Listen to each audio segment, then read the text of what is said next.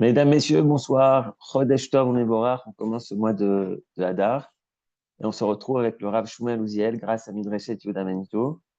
On va parler bien sûr de la Parashat Trouma et du Mishkan et du Mikdash. Il y a des différences, mais ça va dans la même direction. Et moi, j'avais étudié une fois un texte du Rav Luria, je ne sais pas si c'est celui-là, vous allez faire référence, qui parle de la différence. En tous les cas, on est très content d'écouter le Rav Uziel. Bechavod. Erev Tov. Et effectivement, on va parler un peu du Rav Luria aussi aujourd'hui, comme d'habitude. Mais d'abord, on va commencer par voir d'autres penseurs, est-ce qu'ils vont effectivement essayer de nous éclairer sur la différence, s'il y en a une, entre le Mishkan et le Mikdash. Mais la question qu'on va poser, on va voir tout de suite, on va commencer par une question du Rav Luria, puis après ça, on va passer à d'autres penseurs et on reviendra au Rav Luria à la fin pour voir quelle réponse il essaye d'y apporter justement de la façon dont il va essayer de gérer, on peut dire comme ça, cette problématique. Alors, dans le texte même de la Torah, et c'est pas un grand chidouche, hein, c'est pas vraiment un renouveau de sens, comme disait Manitou, mais c'est vrai que toute la paracha, et c'est pas seulement cette paracha-là, puisqu'on va voir la semaine prochaine aussi, et ensuite, encore dans Parashat Vayakel et Pikoudé, on va revenir encore une fois sur l'histoire de la construction du tabernacle. Et le Rav Luria, en fait, résume les questions qui sont posées par à peu près la plupart des commentateurs et qui sont aussi en fait posées par tous ceux qui lisent le texte. En effet, il pose la question suivante. À partir du moment ou, et on va prendre ça comme première hypothèse, bien que, il y a une discussion, une polémique dans le Midrash et dans la Gemara pour savoir si l'injonction de construire le Mishkan est venue après ou avant la fabrication du veau d'or. En effet, il y en a qui disent que le veau d'or a été le véritable déclencheur de la construction du Mishkan. À la suite de la faute du veau d'or, il a fallu réparer la faute, il a fallu rétablir l'équilibre qui avait été perdu à cause de la faute du veau d'or. Et donc, c'est pour cela que Dieu a demandé de construire le Mishkan. Il y en a d'autres qui disent que ça n'a pas de rapport, parce que, en fait, dans la Torah, on voit très bien qu'on demande dans la paracha de Teruma et la semaine prochaine, Tetzavé, de construire le Mishkan, de construire le tabernacle, et que la faute du veau d'or va intervenir seulement dans la paracha de Kitissa, c'est-à-dire dans 3 semaines. Donc, si on respecte l'ordre chronologique de la description de la Torah, du récit de la Torah, eh bien, on voit que c'est intervenu après, et donc il n'y a pas de rapport direct. Quoi qu'il en soit, le Rav Luria va, dans une première approche qui va nous intéresser aujourd'hui, essayer de comprendre quel rapport y a-t-il donc, d'après ceux qui pensent que d'abord, la Torah n'est pas dans l'ordre, c'est-à-dire qu'il y a d'abord eu la faute du veau d'or et ensuite l'injonction de faire le Mishkan. Mais que cela soit selon cet avis-là ou l'autre, il y a une question qui se pose.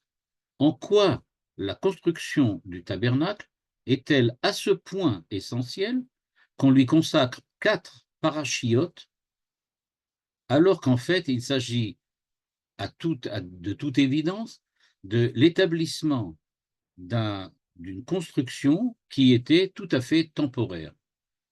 Parce que, et là je vais juste faire un petit peu une petite parenthèse, parce que l'on pense ou pas que la construction du tabernacle ait suivi la faute du veau d'or, il n'en demeure pas moins que les enfants d'Israël n'étaient pas censés rester dans le désert beaucoup plus que quelques mois, voire une année, mais pas beaucoup plus. Parce qu'en fait, même si on admet qu'il y a eu la faute du veau d'or, et même si on admet que le tabernacle a été construit en conséquence de la faute du veau d'or, il n'en demeure pas moins que la faute des explorateurs n'était pas prévue. C'est-à-dire que ce n'était pas prévu que les enfants d'Israël allaient fauter avec les explorateurs. Et donc, a priori, après la faute du veau d'or et la construction du Mishkan, quelques semaines après, voire quelques mois, les enfants d'Israël auraient dû rentrer en terre d'Israël et évidemment, ils auraient construit là-bas le Mikdash, c'est-à-dire le temple. Donc, en fait, toute cette construction du tabernacle qui prend 4 parchiotes, c'est au plus pour quelques mois, voire une année. Admettons, une année. Mais c'est tout. En quoi est-il vraiment important de raconter dans tous les détails ce qu'ils ont fait dans le désert, alors qu'on sait que c'est quelque chose de tout à fait temporaire? C'est ce que dit ici le Rav Luria dans les 13 premières lignes que vous avez devant vous. Et donc, la question, elle est véritablement très, très forte. En gros, ce que demande le Rav Luria et ce que la plupart des commentateurs posent aussi comme question d'une cette façon-là ou d'une autre, c'est en quoi, pour nous, aujourd'hui au XXIe siècle, importe en quoi que ce soit la construction du Mishkan. En gros, qu'est-ce qu'on en a à faire? C'est ça la question. Et donc, si vraiment on peut poser au sujet du Mikdash, c'est-à-dire du temple, on comprend l'importance du temple, on comprend qu'on nous décrive la construction du temple, parce que le temple, il y en a eu un, il y en a eu deux, il y en aura un troisième, on va le voir tout de suite. Mais le Mishkan, ben non, le Mishkan, on n'a vraiment pas, c'est pas important. Alors la Torah ne consacre aux lois du Shabbat que quelques versets, mais elle consacre à la construction du Mishkan temporaire 4 parchiotes. Et pourquoi? En quoi ça ressemble? Donc, c'est la question que pose le Rav Luria. Alors, d'abord, je vais commencer par apporter d'autres réponses avant de voir ce que le Rav Luria essaye de dire. Et on va commencer par le Rav Jonathan Sachs, qui est donc, celui qui était le Rav Arashi en Angleterre, qui en fait cite un enseignement du Rav Shimshon Raphaël Hirsch. Et donc, il nous dit la chose suivante. Il nous dit que l'on va le voir ce Shabbat dans la construction du Mishkan, du tabernacle. Il y avait donc le tabernacle lui-même, puis il y avait aussi les ustensiles que l'on a mis à l'intérieur du tabernacle. Parmi les ustensiles, le plus important, évidemment, c'est l'arche sainte, dans lequel il y avait les tables de la loi, et selon les Chachamim, il y avait aussi un rouleau de la Torah et encore d'autres, et les tables qui étaient brisées, etc., etc. Quoi qu'il en soit, nous dit le Rav Hirsch, il y avait quelque chose de très important. C'est que les ustensiles qui étaient à l'intérieur du temple, du tabernacle, devaient être mobiles, puisqu'on devait les transporter d'un endroit à un autre. Et donc, il y avait en fait des espèces de manches, on peut dire comme ça, de grands manches, des grandes, on peut dire, barres de bois recouverts d'or, qui servaient aux porteurs pour soulever et transporter l'arche. Et encore d'autres, par exemple les tables aussi. La table aussi qui était à l'intérieur du tabernacle. Donc, il y avait en fait des espèces de manches, des espèces de morceaux de bois, comme ça, de poutrelles, on peut dire, qui servaient à transporter les ustensiles. Avec cette différence que au niveau de l'arche, c'est-à-dire au niveau de ce qui contenait la Torah, le manche ne pouvait pas être enlevé. C'est-à-dire, il y avait donc, comme vous savez, dans la représentation, on envoie une espèce de boîte cubique dans laquelle il y a deux grands manches qui sortent et les porteurs étaient devant et derrière. Il y avait donc 4 places pour les porteurs qui portaient cette, cette arche et qui l'amenaient durant le périple dans le désert. La différence, comme j'ai dit, c'est que sur la table, on pouvait en sortir les manches en question. Sur les autres ustensiles, par exemple, le petit autel qui servait à mettre de l'encens, là aussi, les barres, on pouvait les sortir. Par contre, au sujet de l'arche, il est écrit clairement que les barres doivent être mises de telle manière qu'on ne puisse plus les enlever. Elles doivent rester. Nous dit le Rav Sachs, en utilisant le texte du Rav Hirsch que je cite ici. C'est-à-dire que le Rav Sachs cite le texte que je vous montre là maintenant.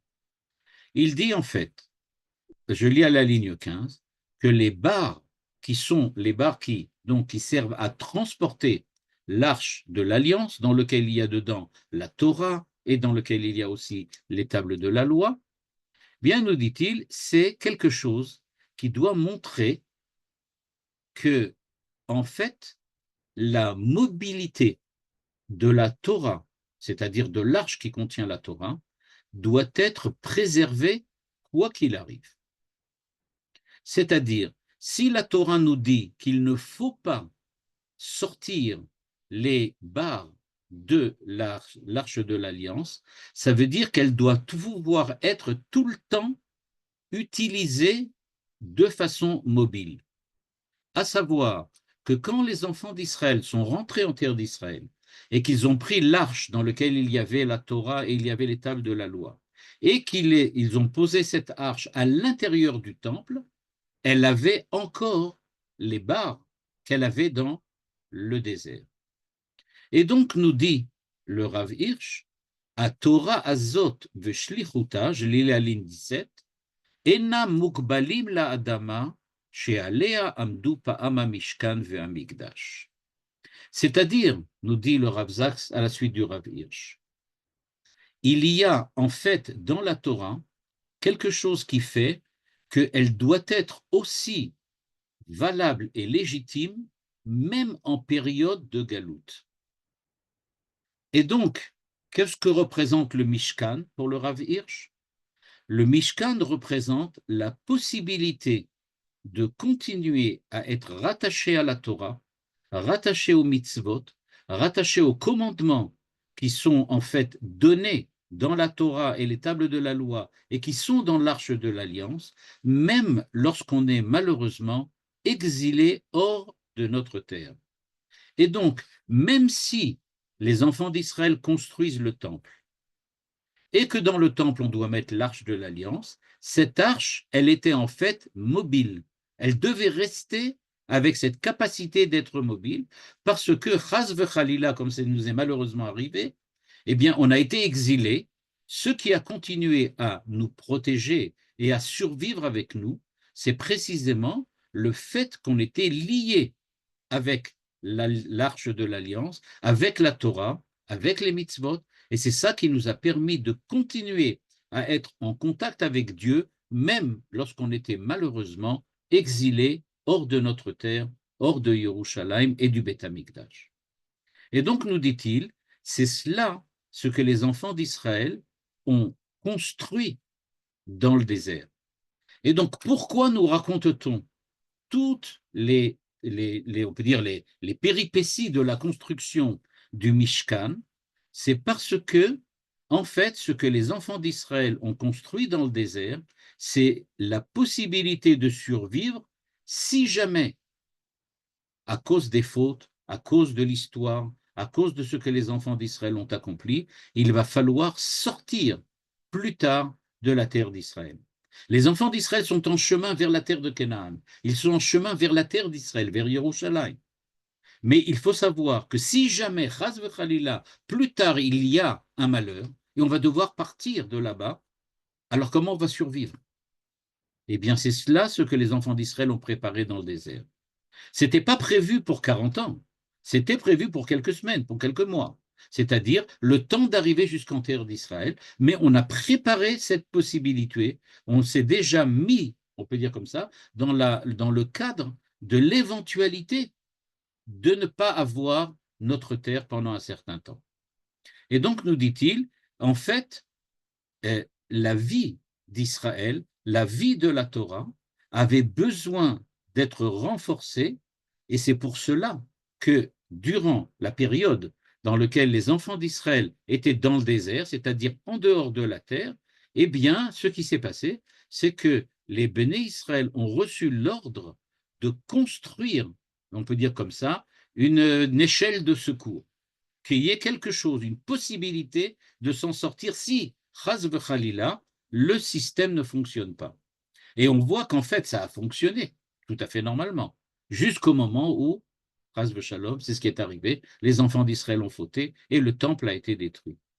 Et donc il dit, c'est grâce à cela, grâce aux préparatifs des enfants d'Israël dans le désert, grâce au Mishkan, au tabernacle, qu'on a appris qu'il est possible de prendre la Torah et les mitzvot et de s'en servir aussi dans le cadre de la galoute, dans le cadre des déplacements. Et c'est pour cela que la Torah y insiste tellement. Parce que ça risque d'arriver, et on sait que malheureusement c'est arrivé. Donc nous dit le Rav Hirsch, et à sa suite le Rav Zaks, ce qui est véritablement important ici, c'est donc que le rapport, la relation d'Israël avec Dieu, c'est quelque chose de beaucoup plus complexe que ce qui semblait. En effet, et aujourd'hui, heureusement ou malheureusement, chacun l'interprétera selon son affinité et selon sa sensibilité, mais on entend beaucoup de voix qui explicitent ou qui expliquent quel est le plan divin. Quel est le plan divin? Dieu a prévu que nous allons revenir, Dieu a prévu que nous serons là, etc., etc. Mais en fait, il faut savoir, on a passé quand même 2000 ans de galoute. On a passé des périodes extrêmement difficiles et on en passe encore aujourd'hui. Est-ce à dire que tout est déjà prévu à l'avance ou pas? En fait, nous dit la paracha de cette semaine, eh bien, le plan divin, il a une grande capacité à être flexible. C'est-à-dire que Dieu prend en compte les éventualités, même si elles sont franchement à la fois désagréables, dangereuses et catastrophiques, et il essaye même, durant ces difficultés, de nous donner la possibilité de nous mesurer justement à ce qui va faire les difficultés de la vie, les difficultés de l'existence. Eh bien, le plan divin, oui, il y en a un, mais quelquefois, il faut le modifier, il faut le retarder, mais évidemment, il est prévu. Le temps linéaire que l'on a tendance à voir très très souvent, c'est-à-dire ceux qui nous expliquent que, vous savez, les événements suivent un cours très très clair, j'aurais pu dire comme ça, pratiquement linéaire, c'est-à-dire on sait exactement d'où on part, on sait exactement où on va. La Torah nous dit oui, mais Dieu a aussi prévu de la flexibilité. Il n'a pas prévu que tout va se passer une chose l'une à la suite de l'autre, comme ça. Il y a peut-être aussi des choses qui vont intervenir qui ne seront pas comme on l'a prévu. Eh bien, ce temps linéaire de l'histoire humaine, c'est en fait quelque chose dans lequel on voit que Dieu prend en compte la possibilité d'un changement. En fait, Dieu, du point de vue de la paracha de cette semaine, tient compte que l'homme est un homme, que l'homme est un être humain, c'est-à-dire qu'il commet des erreurs et que malheureusement, et c'est ce que je disais tout à l'heure, et peut-être heureusement, ces erreurs influent le cours de l'histoire. Parce que si les erreurs influent le cours de l'histoire, ça veut dire que les actes d'héroïsme et les actes positifs que l'homme accomplit, eux aussi, peuvent influer le cours de l'histoire. Eh bien, nous dit donc la paracha de cette semaine, d'après le Rav Zaks et d'après le Rav Hirsch, il faut faire très attention. En effet, le Mishkan, c'est quelque chose qui est temporaire. Mais qui sait si cette temporalité, ce temporaire, ne va pas revenir encore une autre fois? On ne le sait pas. Et donc, malheureusement, plus tard, on découvrira que ça va, oui, être de cette manière-là. Donc, dans cette interprétation, le Rav Hirsch nous dit, Dieu nous a déjà donné les moyens de nous mesurer avec la mobilité. Et c'est cette flexibilité qu'il introduit à l'intérieur de ce que l'on appelle le plan divin, qui est précisément le chidouche de cette paracha. Les choses semblent se diriger de façon tout à fait claire et précise. Eh bien, en fait, Dieu prévoit qu'il y a aussi des possibilités d'aller quelquefois un peu à droite, à gauche, de dévier, de se tromper, de chuter, de tomber. Comme dit l'Agmara, notamment en citant un verset, En tzadik ba'aretz shelo chata. Même un tzadik fait des erreurs. Choté, c'est-à-dire se tromper, accomplir un péché. Il faut savoir que choté, ça veut dire rater. Quand on dit j'ai raté la cible en tirant ou en tirant une flèche, eh bien on dit choté bamatara. Choté, ça veut dire on rate. On est parti sur une voie, mais ce n'est pas une voie de garage, nous dit le Rav Hirsch. Ce n'est pas une voie de garage du tout. On a raté, eh bien on a la possibilité de revenir. Grâce à quoi? Grâce au Mishkan. Grâce au fait que Dieu a prévu que l'homme est un homme, que l'homme peut se tromper, et il a déjà apporté à l'homme la possibilité de rétablir l'équilibre qu'il avait perdu au cours des événements, au cours de l'histoire, au cours du temps. Donc c'est cette dimension-là que le Rav Hirsch et le Rav Zaks découvrent dans notre paracha. C'est une dimension, comme je l'ai dit, qui était extrêmement importante parce que ça vient peut-être apporter des réponses aux grandes questions de l'homme et du juif de savoir qu'est-ce qui s'est passé au moment de la Shoah, qu'est-ce qui s'est passé au moment des pogroms, qu'est-ce qui s'est passé avec en 1492 avec l'expulsion de l'Espagne, etc. En fait, toutes ces périodes dramatiques, catastrophiques qu'on a vécues, il faut savoir que ça fait partie du plan divin parce que ce plan est flexible. Il n'est pas linéaire. On ne va pas nécessairement, comme sur un escalier, monter vers le haut toujours. C'est des fois on descend, mais on va remonter, on va reprendre le chemin. C'est ce que, d'après le Rav Hirsch et d'après le Rav Zaks, ce que vient nous apprendre ce texte.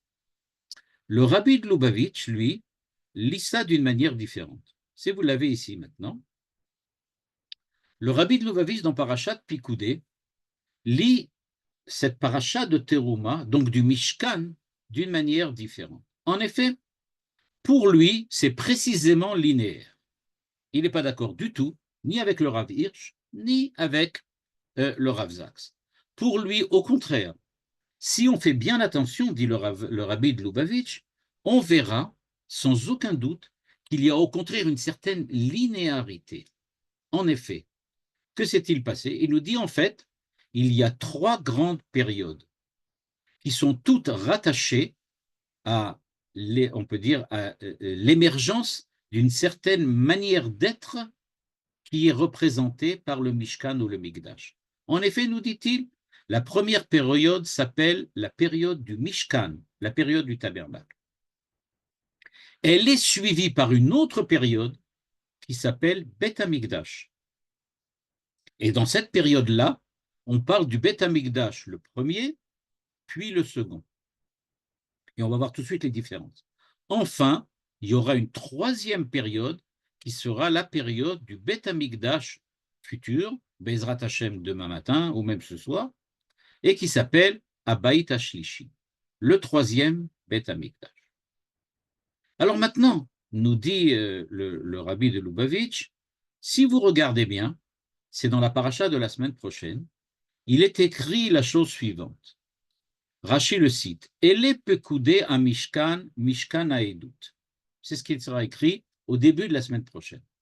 Ele pekudé a Mishkan, donc voici tout ce qui concerne les ordonnancements du tabernacle, Mishkan a Edut, le tabernacle qui comportait en lui l'arche sainte qui était Edut, témoignage que Dieu apporte et qu'Israël renvoie d'une certaine façon par l'accomplissement des mitzvot et par sa conduite. Et Rashi cite le Midrash de Tanchuma qui dit la chose suivante.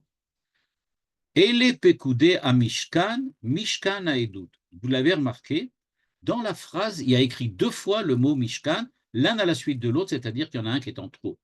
Il aurait dû écrire Ele pekudé a Mishkan a Edut.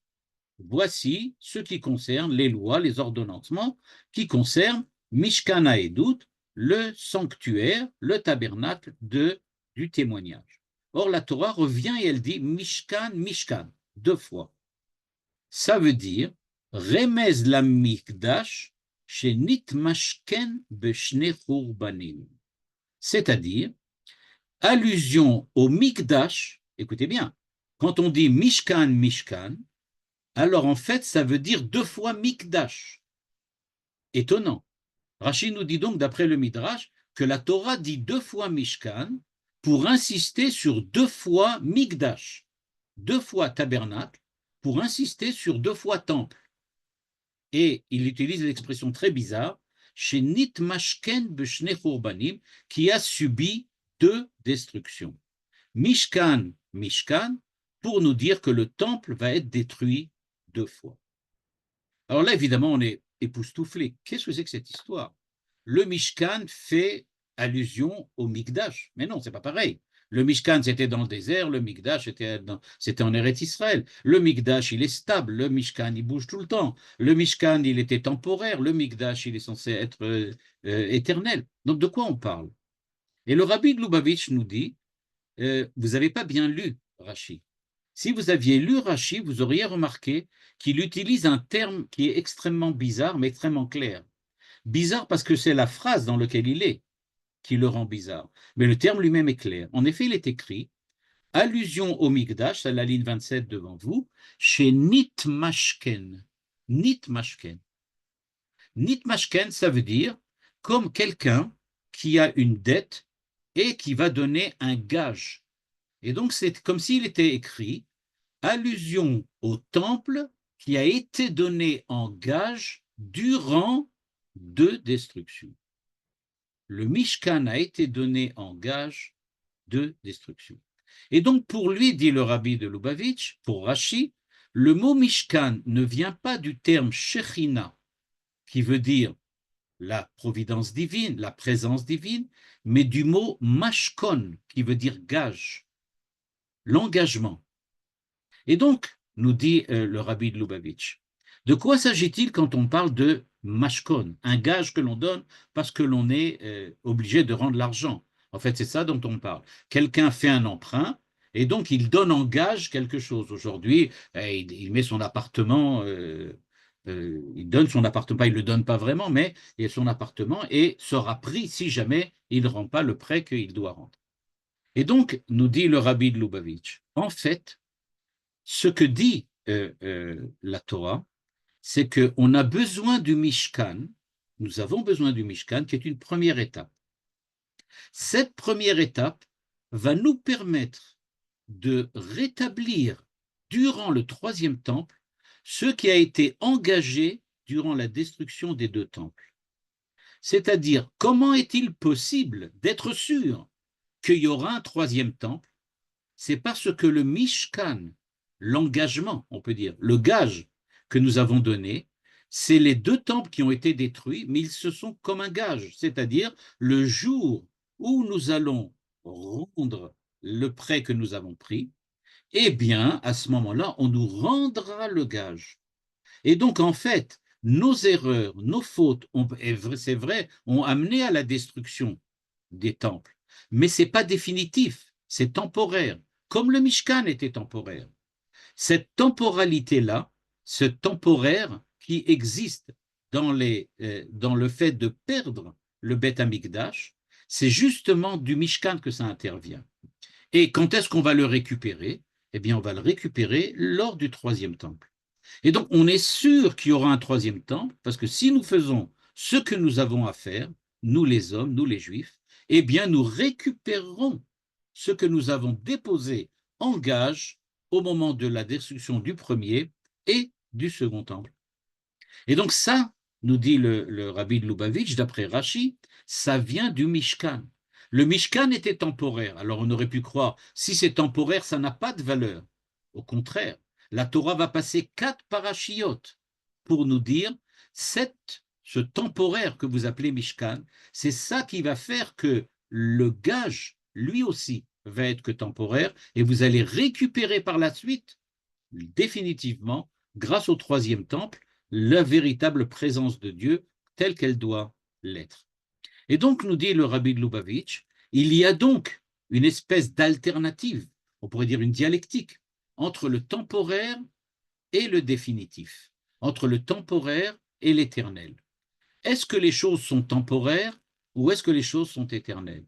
La réponse extrêmement, j'aurais pu dire, fine et astucieuse du rabbi de Lubavitch, c'est que la destruction est temporaire, mais la présence de Dieu, elle est éternelle. La destruction est temporaire parce que précisément, on sait qu'un sanctuaire peut être temporaire. Et donc, temporairement, on peut le perdre. C'est tout à fait possible. Il y a cette notion de temporaire. Imaginez que tout soit définitif. Imaginez que chaque fois que nous fassions une erreur, eh bien, Dieu nous juge selon ce qui est définitif. Manitou y insistait souvent. Il disait, mais en fait, si jamais Dieu faisait midatadin, c'est-à-dire la vertu de l'éternité, din c'est la loi c'est ce qui est éternel, ce qui ne change jamais, ce qui jamais ne pourra être autre que ce qu'il est, eh bien à la première erreur, nous sommes définitivement détruits. Qu'est-ce qui nous maintient en vie? Ben, comme dit le Midrash, Dieu a voulu créer le monde selon la midatadin, selon la rigueur. Il a vu que le monde ne pourrait pas subsister et il a donc joint maintenant la vertu de Rachamim, de miséricorde. C'est la miséricorde que vient nous enseigner le Mishkan. Le Mishkan vient nous dire, on va enlever temporairement, c'est vrai, l'éternité. Si jamais tout est sous le mode de l'éternité, aucune chance à ce que l'homme puisse subsister dans un monde dans lequel il est nécessairement, je ne veux pas dire, mais en tout cas très enclin à faire des fautes et des erreurs. Donc, ce que fait la Torah, elle nous dit longuement, regardez, le Mishkan va être temporaire, mais c'est extrêmement important le temporaire, parce que la destruction du temple, elle aussi, sera temporaire. Ce qui va rester définitif, c'est la reconstruction du temple durant la troisième période, quand on arrivera au troisième temple. Et c'est pour cela, dit-il le Rabbi de Lubavitch, ici à la ligne 35 devant vous, que, en fait, qu'est-ce qu'on a gagné avec le Mishkan? Eh bien, nous dit le Rabbi de Lubavitch, et regardez comme c'est extrêmement astucieux et fin et nuancé, on va le voir tout de suite pourquoi. Parce que, dit le Rabbi de Lubavitch, la présence de Dieu, on l'a véritablement connue que dans le Mishkan. Que dans le Mishkan. Pourquoi? Parce que l'arche de l'Alliance est restée depuis la construction du Mishkan jusqu'à la fin, il est resté, l'arche de l'Alliance est restée à l'intérieur du Mishkan. Dans le premier temple, évidemment, ça s'est arrêté au bout d'un moment, puisque le temple a été détruit. Et il y avait des moments dans lesquels il a dû sortir. Dans le second, il n'y avait pas du tout de l'arche. Quand est-ce qu'on la récupérera? Seulement durant le troisième temple.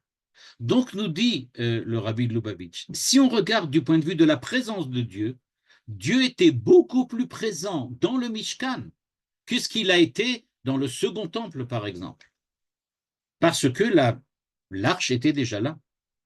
Et donc, il nous dit, il faut donc comprendre que c'est cette présence-là qu'on a gagnée avec le Mishkan. C'est-à-dire, on a gagné la dimension de l'éternité grâce au Mishkan qui était temporaire. Pourquoi? Parce que c'est grâce au temporaire qu'on est capable de vivre selon le mode de l'éternité. Dieu a voulu créer le monde selon Midat Hadin, c'est-à-dire selon l'éternité. Dieu a vu que ce n'est pas possible. Et donc il y a joint la miséricorde qui a apporté du temporaire.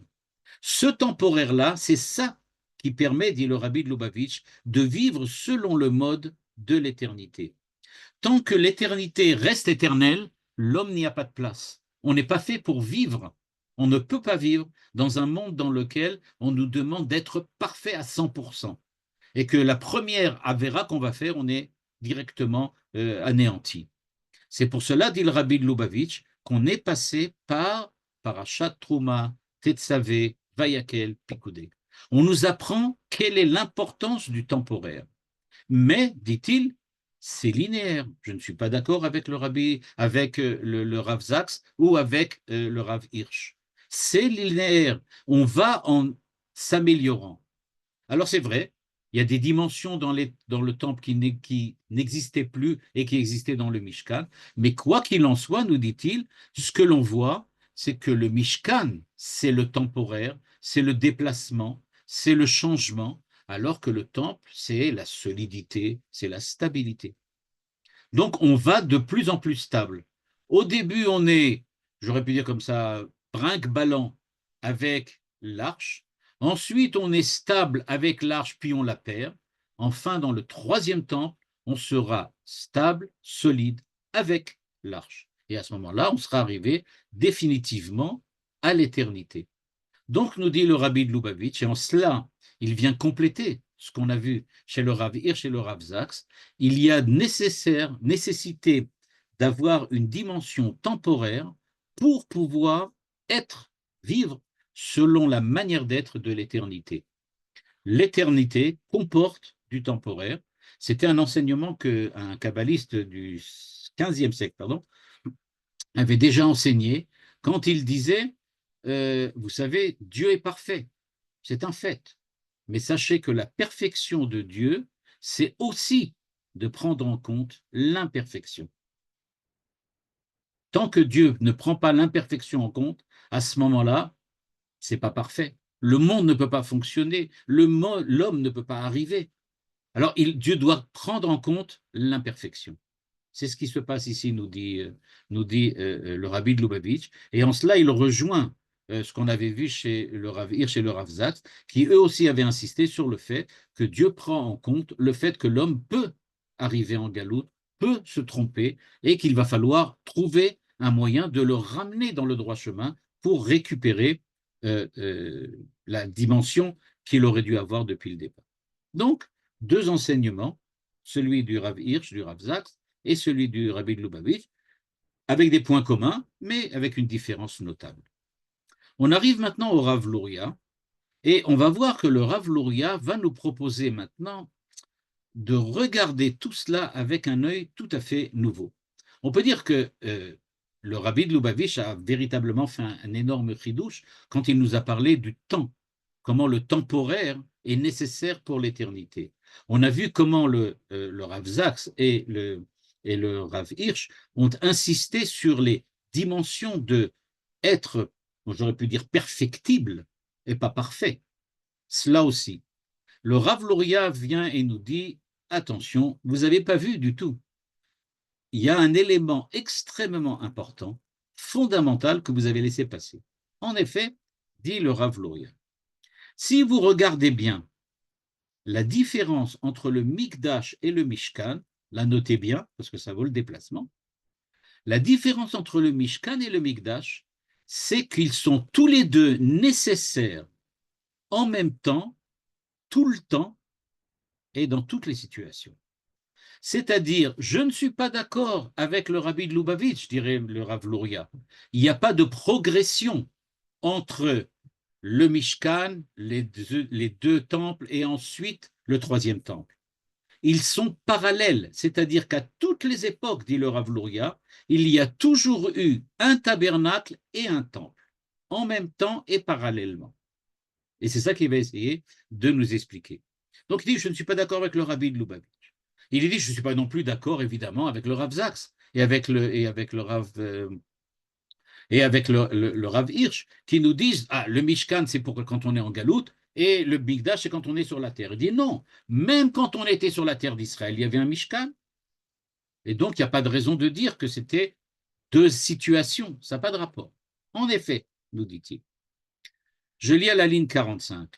Il nous dit la différence entre les deux, c'est que le Mikdash, la sainteté, la présence de Dieu qui est dans le temple, est une présence qui n'attend pas Israël. Elle est là parce que c'est Dieu qui est là. Et elle est là depuis le début de la création. Et donc, eh bien, nous dit le Rav Luria, pourquoi a-t-on construit le temple alors? Parce qu'on l'a construit précisément à l'emplacement et sur le lieu de la Shrina, de la présence de Dieu, depuis le début de la création. Tous les Midrash le disent. Pourquoi on a construit ça à Yerushalayim et pourquoi sur le mont Moria? Pourquoi? Parce que c'est là que Dieu réside. En fait, qu'est-ce que c'est qu'un Mikdash? Nous dit le Rav Luria, un temple. C'est quand le peuple d'Israël, conscient de la présence divine, je vais dire de cette manière un petit peu paradoxale, de cette présence divine qui ne les a pas attendus et qui est déjà là, elle est là déjà. Alors donc, elle est déjà arrivée. Donc, on construit un temple, un bâtiment autour de la présence divine qui est déjà là. Alors, et le Mishkan alors? Ils l'ont construit dans le désert. Là-bas, la présence de Dieu, elle est nulle part. C'est le désert. Si c'est le désert, il n'y a pas de présence de Dieu nulle part. Alors, pourquoi on construit un Mishkan? Réponse du Rav Luria, c'est ce que je vous ai dit. Il n'y a pas de rapport. Ce sont on peut dire comme ça, deux établissements qui n'ont pas de rapport entre eux. Le Mikdash, c'est quand la présence de Dieu est là et qu'on construit un bâtiment autour de la présence de Dieu pour être en contact avec elle, alors que le Mishkan, c'est quand grâce à nos actes, à notre construction, aux ustensiles, aux mitzvot et à la Torah, on attire Dieu là où nous sommes. Et dit donc, ce sont deux dimensions de la relation avec Dieu qui n'ont aucun rapport, ou presque. Ou presque. Et donc, nous dit-il, Ce qui s'est passé dans le désert, c'est quelque chose qui n'a aucun rapport avec ce qui va se passer ensuite sur la terre d'Israël. Donc, dit-il, je ne suis évidemment pas du tout d'accord avec ce que dit le rabbi de Lubavitch ou avec le Rav Hirsch. Ça n'a aucun rapport. Il s'agit de deux dimensions différentes. La première dimension, c'est-à-dire la dimension du Mikdash, ça veut dire que je reconnais que Dieu est présent, que Dieu est là, et que je m'approche de lui pour être en contact avec lui. Alors que le Mishkan, nous dit le Rav Luria, c'est quand, grâce à ce que je fais, Dieu vient à ma rencontre. Et donc, on pourrait représenter ça de la manière suivante. Le Mishkan, c'est nous qui appelons Dieu et Dieu vient chez nous. Le Mikdash, c'est nous qui allons le rencontrer là où il est. Le temple, c'est le lieu où Dieu réside avant nous, avant qu'on y arrive. Et donc, c'est nous qui allons à la rencontre de Dieu qui est déjà là-bas. Le Mishkan, c'est quand nous faisons tout ce qu'il faut pour que Dieu soit présent pour nous, présent avec nous, et c'est lui qui vient chez nous. C'est donc deux mouvements différents. Et nous dit-il, si vous avez une question, vous avez sûrement, vous allez dire, mais d'où il a sorti ça? D'où ça sort ça? D'où est-ce qu'il a pu trouver cette idée-là? Ben, il nous dit, regardez ce qui est écrit dans la Torah. Parashat Trouma. Le début, les premiers versets de la Parashat Trouma, qu'est-ce qu'ils disent? Dieu vient et dit, Bevakasha, je voudrais, enfin c'est plutôt Moshe qui transmet au nom de Dieu, je voudrais que vous ayez bon cœur, que vous apportiez de l'or, de l'argent, du cuivre, du bronze, etc., etc., etc., et que vous apportiez des pots, et que vous apportiez du bois, et de l'or, etc., et que vous construisiez un Mishkan, selon, dit le Rav Luria, Trumat Mishkan venedivut alev. C'est-à-dire, on demande la participation du cœur d'Israël. Israël doit participer. OK. Alors pourquoi pour le temple, ce n'est pas écrit, demande le Rav Luria. Pourquoi quand on construit le temple, où est passée cette mitzvah exceptionnelle qu'on avait dans le désert, à savoir celle de participer, du moins du point de vue financier, à la construction du temple? On voit que ce n'est pas du tout le cas quand Shlomo Améler va construire le temple. Il ne demande pas du tout que les enfants d'Israël soient généreux. La générosité d'Israël n'intervient pas, leur bon cœur n'intervient pas. On construit le Mikdash. Et pourquoi? Parce que, nous dit-il, si jamais le Mishkan a véritablement fonctionné, c'est-à-dire que Dieu a été présent, eh bien c'est grâce au fait que la bonté, la générosité d'Israël était là pour précisément créer, on peut dire, les conditions nécessaires et suffisantes à la venue de Dieu et à la présence de Dieu. Ce sont les actes d'Israël en tant que tels qui ont fait qu'ils ont créé de leurs propres mains cette relation, cette liaison avec Dieu. Le Mishkan, ce n'est pas du tout construire un temple, c'est construire une relation. On a été capable de construire une relation. Cette construction, c'est ça qui a servi à la base de la relation qui s'est ensuite fondée sur cette création. La création du Mishkan, nous dit le Rav Luria, c'est pas de construire un bâtiment, c'est de savoir être des hommes dignes d'être en rapport et en relation avec Dieu. C'est vrai qu'ils ont construit un Mishkan, c'est-à-dire un bâtiment avec un temple, avec dedans l'arche de l'Alliance, etc., etc. C'est vrai, dit le Rav Luria, qu'ils l'ont fait. Mais ce n'est pas ça l'essentiel. L'essentiel, c'est la relation qui s'est nouée à cet instant-là. Et dit, c'est cela qui s'est construit dans le Mishkan. Et ça n'a jamais été démenti, même par la suite, quand il y avait le Beth Amikdash. C'est-à-dire que le Beth Amikdash représente la façon, j'aurais pu dire, de montrer notre respect à la présence de Dieu qui est, j'aurais pu dire d'une certaine façon, transcendante, qui est déjà là, qui ne dépend pas de nous. Elle est là, parce que c'est Dieu. Le Mishkan, c'est montrer comment nous pouvons intervenir et nous pouvons faire quelque chose pour amener Dieu à venir et être en rapport avec nous. C'est pour ça, dit le Rav Luria, qu'il est écrit Veyikruli teruma. Rashi nous dit li lishmi. Il faut que vous donniez cette trouma, donc ce don.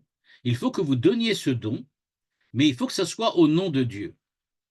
Et le Rav Luria dit, et il ramène, vous l'avez devant vous de la ligne 51 à 54, il ramène un certain nombre de sources dans lesquelles il dit, mais je ne comprends pas, du point de vue de la halakha, quand on donne de la tzedaka, on ne demande pas de faire ça avec une intentionnalité particulière, de penser que c'est au nom de Dieu, que c'est pensé au nom des choses.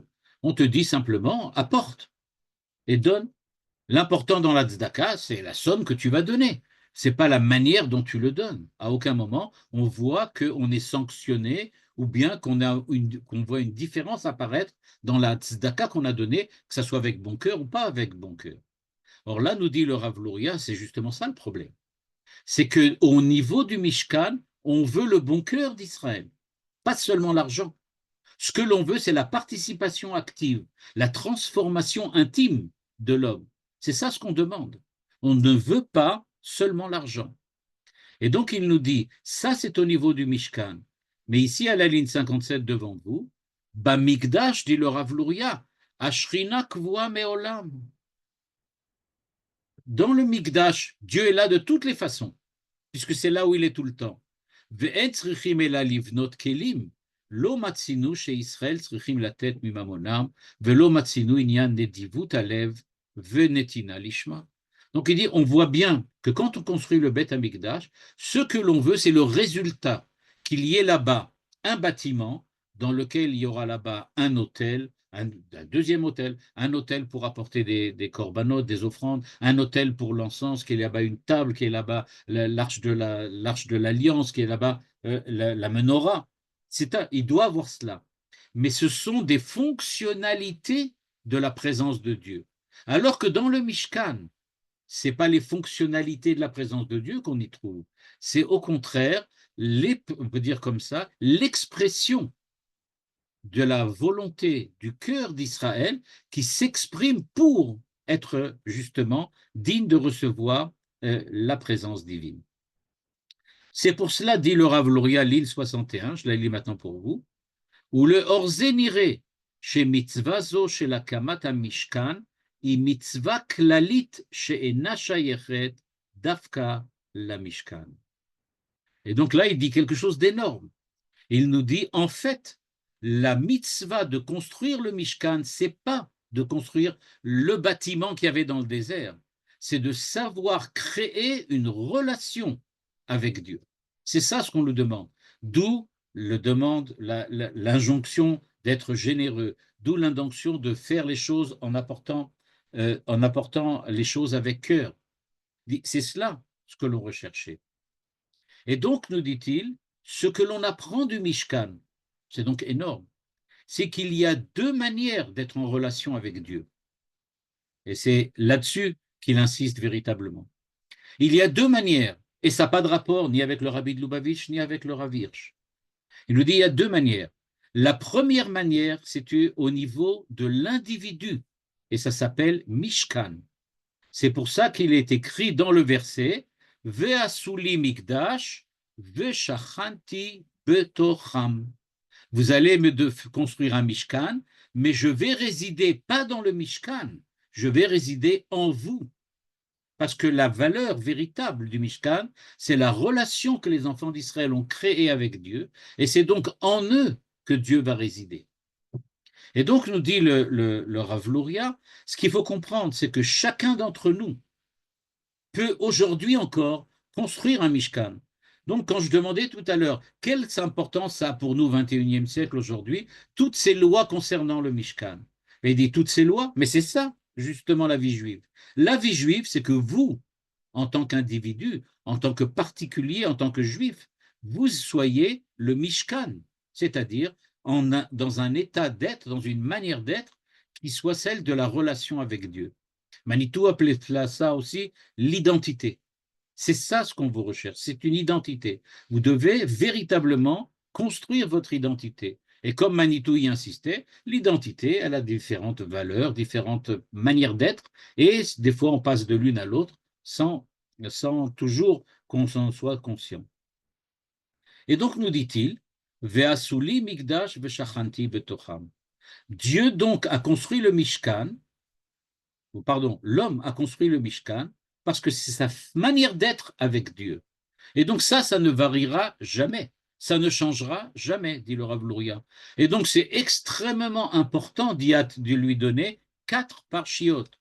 Parce que ça, tous les détails, et là je rentrerai pas dans les détails, Dafka le Rav Hirsch y rentre, mais tous les détails que l'on apporte pour la construction du Mishkan, le Rav Hirsch, vous pourrez regarder dans son commentaire, les interprète de façon à montrer qu'il s'agit d'une véritable évolution de la personnalité, évolution de l'homme. Et donc, nous dit-il, quand on parle par exemple du Aaron, bah, c'est ce qui concerne l'esprit de l'homme. Quand on parle de la menorah, alors c'est ce qui va parler à son cœur, etc., etc., etc. Chaque chose, va dire, ça correspond à une dimension particulière de l'identité humaine. Et donc, nous dit-il, c'est grâce aux actes de l'homme que véritablement on en est arrivé là. Et c'est pour cela, nous dit-il, qu'on doit absolument lire ces 4 parchiotes, les inscrire à l'intérieur de la Torah, parce qu'elles sont, j'aurais pu dire, absolument nécessaires pour toute évolution de l'homme par rapport à Dieu. Maintenant, nous dit-il, si vraiment on voit cela, alors on va pouvoir maintenant comprendre pourquoi, par exemple, Maïmonide nous dit que la construction du Mikdash, Vasuli Mikdash Veshachanti Betocham, c'est une mitzvah qui est à toutes les époques. En effet, dit-il, on sait bien qu'il y a, par exemple, que le 3e Beth Amikdash, d'après beaucoup de Rishonim, notamment Rashi et Tosfot et d'autres encore, considèrent que c'est Dieu qui va le construire lui-même. Ce n'est pas nous qui allons construire le 3e Beth Amikdash, mais c'est Dieu lui-même.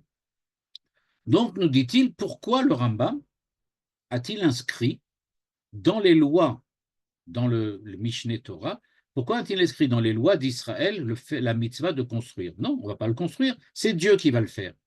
Donc, si c'est Dieu qui le fait, il n'y a pas de mitzvah. Il dit en fait, non.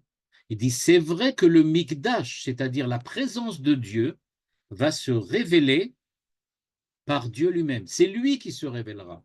Mais nous devons être prêts à recevoir cette révélation. C'est grâce à nous qui sommes prêts à recevoir sa révélation que la véritable adhésion entre l'homme et Dieu va pouvoir se faire. Tant que nous ne sommes pas prêts à rentrer en contact avec Dieu, même si Dieu est présent, eh bien, il n'y a pas de relation qui se fait. Regardons ce qui se passe aujourd'hui. Est-ce que, nous dit l'Agmara, Dieu a quitté le mont du Temple? La réponse de l'Agmara, c'est de dire Shrina lozaza mikotel amaharavi. La Shrina n'est jamais partie du kotel. Le temple est détruit. Alors, pourquoi elle serait là? Il dit non, c'est là qu'elle est parce que c'est là qu'elle est. Le fait qu'il y ait un temple ou pas un temple, c'est encore une fois de pouvoir créer cette relation avec lui. Et comment va-t-on en arriver à créer cette relation avec lui? Grâce au Mishkan, parce que nous avons la possibilité, grâce à la Torah, grâce au mitzvot, de pouvoir véritablement créer, être prêt, créer tout ce qui va être capable de recevoir et d'être en contact avec Dieu, même si pour le moment, il n'est pas encore tout à fait présent pour nous, mais il a en tout cas cette capacité et cette force de pouvoir l'être. Et donc nous dit-il à la ligne 95, Kol adam mi-Israël yesh bo kedusha mitzad hashraat השכינה, ואף אחר החורבן שהמקדש שמם, מכל מקום שכינה לא זזה משם, וכל אחד יכול להיות הערה מהשראת השכינה. Il dit inversement maintenant. Eh bien, on a aussi le contraire, je ne vais pas dire le contraire, mais la deuxième face, la deuxième facette de cette relation, c'est vrai aussi. C'est-à-dire que même si vous pensez que vous n'avez pas fait ce qu'il faut, même si véritablement, malheureusement, vous n'avez pas fait ce qu'il faut, alors vous pouvez croire que Dieu n'est pas là. Je n'ai pas construit de Mishkan, donc Dieu n'est pas là. Ça ne change pas. Dieu est quand même présent. Dieu est quand même présent. Et donc, ce qu'il nous dit, Il nous dit en fait que c'est vrai, le Rav Luria, pardon, le Rav Hirsch nous avait parlé du fait d'être ou de ne pas être en Israël, d'être en galoute ou de ne pas être en galoute. Le Rav Zaks, pardon, le Rabbi de Lubavitch nous avait parlé d'une dimension temporaire, le temporaire et l'éternel. Nous dit le Rav Luria, le temporaire, l'éternel, ils sont toujours les deux à la fois en même temps. Il y a toujours et Mikdash et Mishkan. Il y a l'effort de l'homme et il y a la volonté de Dieu de venir. La volonté de Dieu est toujours là et Dieu est toujours présent. La volonté de l'homme, des fois elle manque, c'est vrai, mais elle a la possibilité et la capacité d'être elle aussi le moyen, le vecteur de la présence de Dieu, même si ça ne se réalise pas globalement par la construction du temple. Donc en fait, nous dit le Rav Luria, eh bien, ce que je demande à chacun d'entre vous, dirait le Rav Luria, c'est de construire son Mishkan. Construisez le Mishkan. Ça, c'est à votre portée. Le Mikdash, il est là. C'est Dieu qui va l'amener plus tard. Mais vous, vous allez construire le Mishkan parce qu'en fait, la parashat Trouma, la parashat de la semaine prochaine Tetzavé, et ensuite Vayakel Pikoudé, ce ne sont pas des parachiotes qui sont en trop. Ce sont des parachiotes essentiels parce qu'elles nous montrent la façon et la manière d'être d'Israël qui se construit lui-même pour être digne d'être en relation avec Dieu. Et ça perdure que l'on veuille ou pas, c'est-à-dire qu'il y ait un temple ou qu'il n'y en ait pas.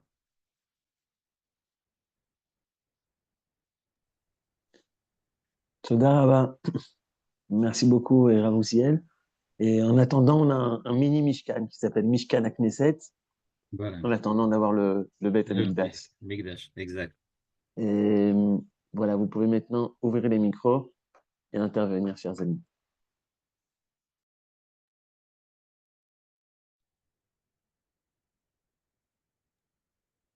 Je vais faire une remarque.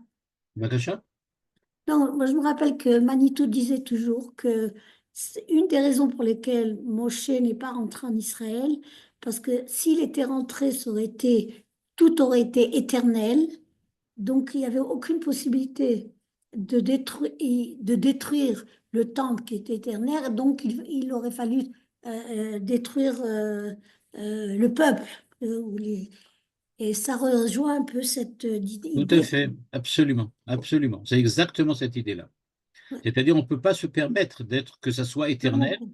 parce qu'à ce moment-là, il n'y a plus de possibilité pour l'erreur, et donc c'est pour ça qu'il Moshe est d'une dimension trop élevée pour la Mm. vie. C'est pour ça qu'on dit, par exemple, d'une manière un petit peu imagé, comme ça, on dit, bah, il était pas fait pour l'agriculture, pour tout ce qui se passe dans un pays normal.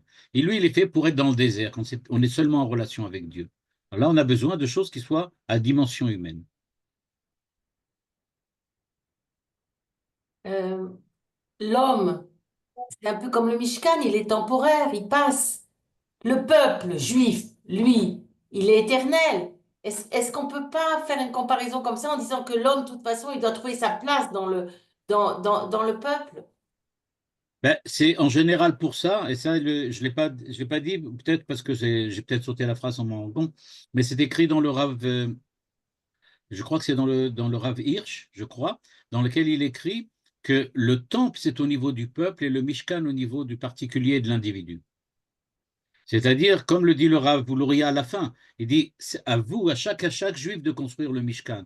Parce que chacun d'entre nous, on a son propre Mishkan. Mais maintenant, au niveau du peuple, globalement, à ce moment-là, c'est le temple. Mais ça, c'est la présence de Dieu qui est présente dans le peuple, de toutes les façons.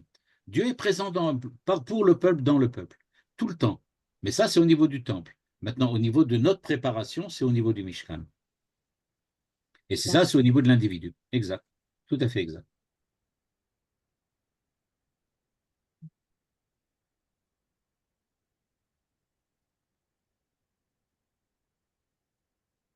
Mais Ravouziel, je crois que le rabbi aussi dit que à chacun de construire son propre sanctuaire, son propre mishkan, Il le dit par ailleurs. et d'influencer après pour que ça soit un peu plus global, pour attirer d'autres gens à installer leur propre sanctuaire, en fait.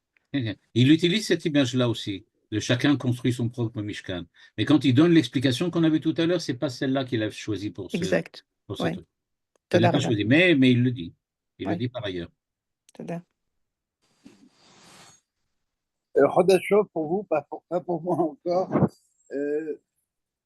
Quand on dit que vous voulez créer le monde selon Midat Din, et ça n'aurait pas marché.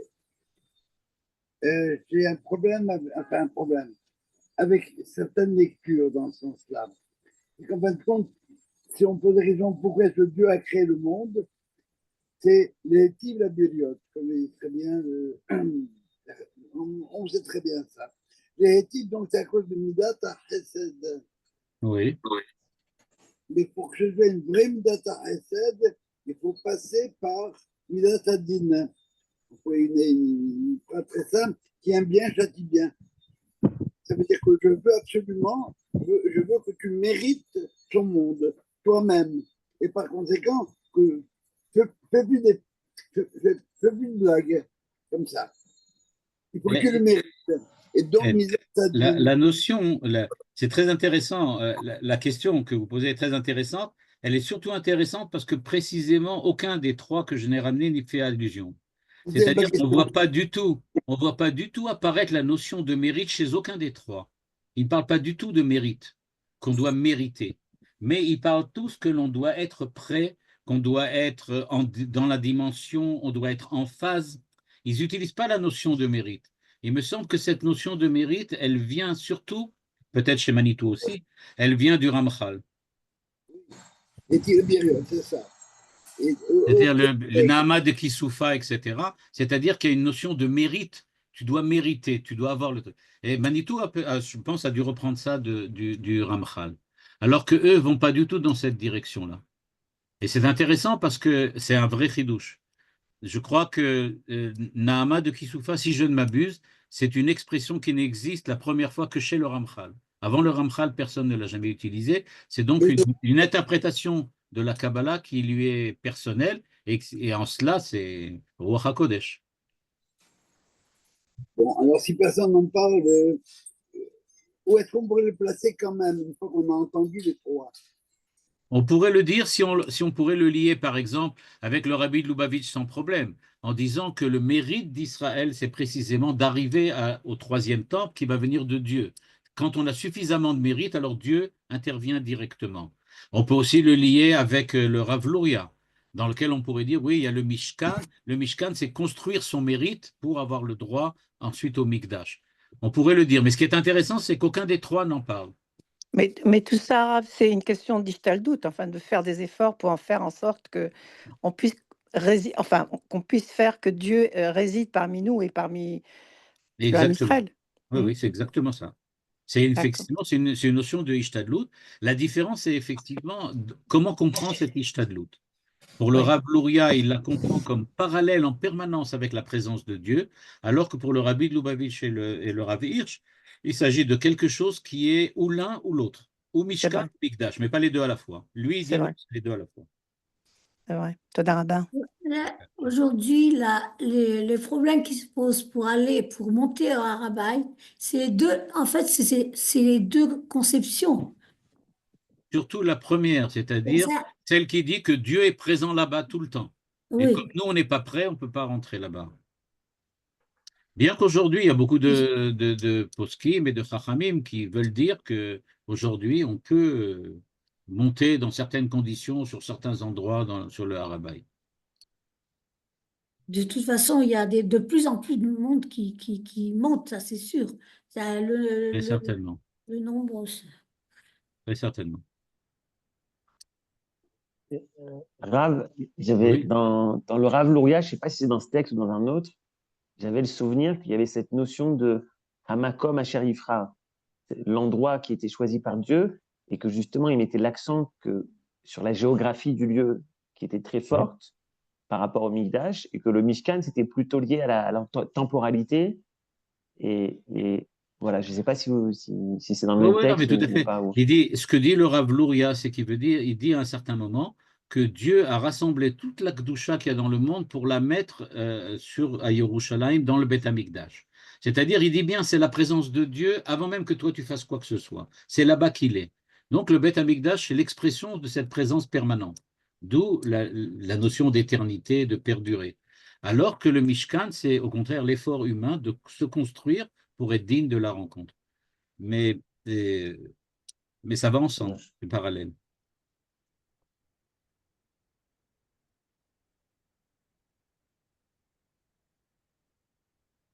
Toda Rabba. Chodesh Tov. Chodesh Tov à tout le monde. Chodesh Tov Ouais, לכולם. Chodesh Tov, Shabbat תודה Shalom. רבה.